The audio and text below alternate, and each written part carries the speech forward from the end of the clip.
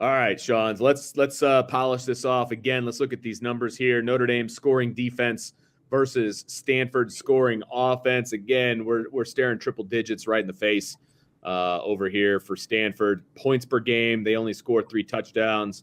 Yards per game, they're a shade over 300, which puts them 9 spots away from the worst in college football. Their third down offense is atrocious, 111th in the country.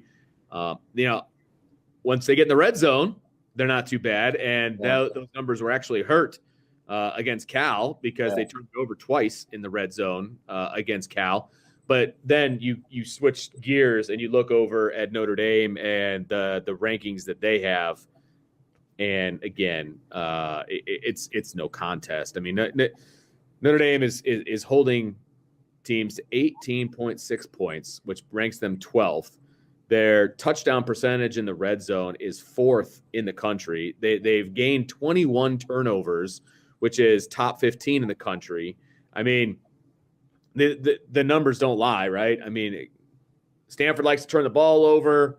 Notre Dame likes to take the ball away. Stanford can't score, and Notre Dame keeps teams out of the end zone. A team hasn't scored a touchdown, I believe, on Notre Dame in the entire month of November. So, I mean, it's a lofty thing to say that streak will continue, that they're going to hold Stanford out of the end zone the entire game. Yeah. But watching this offense, it's definitely possible. Vince, I can't believe they're at 33% conversion rate on third down. That stat is mind-boggling. And I'm just basing that on what I expect from Stanford. Because I expect them to be in third and short a lot. And what that tells you is they're not in their typical 3rd and 3, 3rd and 2 situations where they can put you in the mixer and have you on your heels because you don't know what they're going to do. Run the ball or run play action and get their tight ends, running to the sidelines or coming across or either running that post. This is crazy. Now, we know why they're good in the red zone, right? Their receivers are big. And their tight ends are big, and they like to throw the ball up to them. And look, their receivers aren't terrible. No. I mean, Michael Wilson, I think, is pretty good. He's number 4. I think Henning is good. Wilson's good. Absolutely. Yep. No question. And so, they've got guys that can play. It's just getting them the ball on time is a very difficult task for this Stanford offense. I mean, there's too many times, teams are in the backfield making things very difficult for Stanford, and they can't get the ball to their wide receivers. Yeah. And I like to say this. Drew White has been injured. We know his knee's been an issue, but really this part of the schedule has been perfect for Bo Bauer, and that's why you've seen Bo Bauer come on. He's better in coverage, and he's gotten better with each game. I agree. And I think early in the season, we saw a lot of completions like over the middle.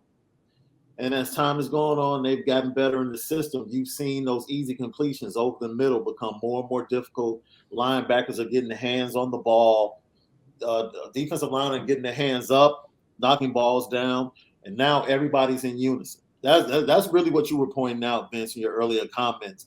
Now you see everybody in this system doing their job, and they're working very cohesively as a unit. And you're more than likely going to continue to see that against Stanford.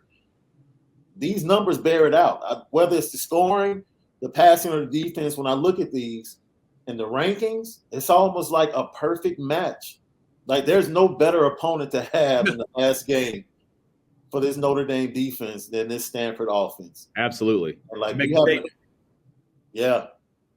Yep, to make a statement because they still need to make a statement. And look, absolutely. Last week Notre Dame made a statement against Georgia Tech. Guess what? Yeah. Cincinnati also made a statement. I mean, I was hoping that they'd get upset. I think I called for it in our predictions. They made a statement. They blew them out, right? I mean, that was an SMU team that can score the football, and they didn't score against Cincinnati.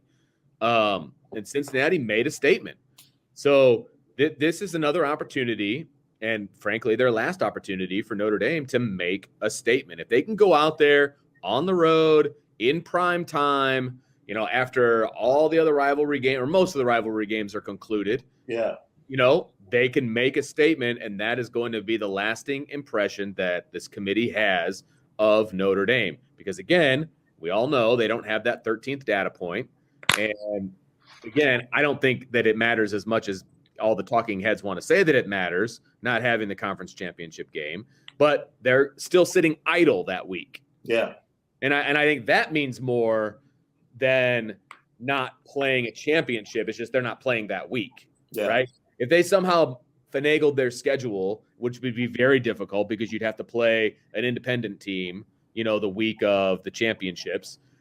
That's something that Notre Dame, maybe they've looked at it, but, playing a team the following week so that they have something to put out there during the championship weekend.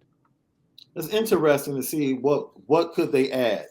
Would they add that a game at the beginning of the season? Sure. Like, I would love, I'll be honest with you. Like, I'm all for playing Ohio State early in the season, but I would like to have a tune-up. Yeah, right. For that game. You're not wrong. So having a 13th game, I don't think will hurt. And more than likely, if Notre Dame and their scheduling, they probably would make it a home game. Oh, absolutely. Get the extra revenue. Because if you'd have to go up against an independent, right? So you would. Like or whoever that's independent, play them that weekend. Even if it's just your 12th game. Yeah. Even if it's your 12th game, playing on that weekend when everybody else is still playing, I think could be beneficial. Again, I'm talking out of my rear, but just something to ponder. But when we look at this matchup, Notre Dame scoring defense versus Stanford scoring offense, I'll ask you again because that's what we do. Where does your advantage lie, Mr. Davis? Oh, man. Notre Dame, Stanford.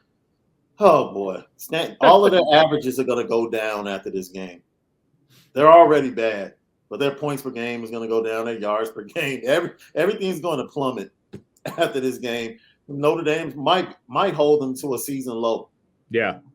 I think they put up 11 points against Cal last week. Notre Dame can hold them under 10. Notre Dame is a lot better than Cal. Yeah. A lot better than Cal. Yeah. I mean, let's just call it what it is. Yeah. This one should not be close. This is clearly an advantage for Notre Dame.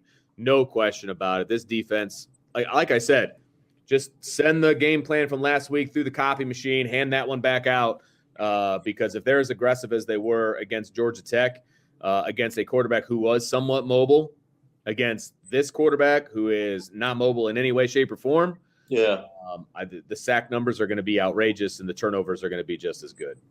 Yeah, the groundskeeper must be on strike, though.